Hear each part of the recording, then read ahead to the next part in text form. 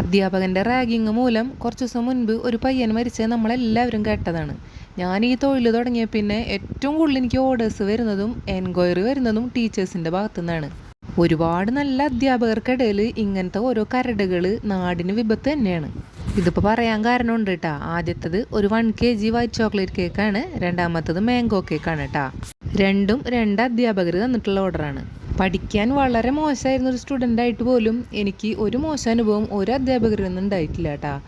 തുണിക്കടയിലൊക്കെ ജോലി ചെയ്യണ കാലത്ത് ഞാനൊരു 6:30 മണിയാകുമ്പോൾ രാവിലെ കോളേജിൽ പോവും. ജോലിയും പഠിപ്പൊക്കെ ഒന്നിച്ചായതുകൊണ്ട് തന്നെ കുറച്ച് ബുദ്ധിമുട്ടിയുണ്ടായിരുന്നു ഡിഗ്രി ഒന്ന് കംപ്ലീറ്റ് ചെയ്തെടുക്കാൻ.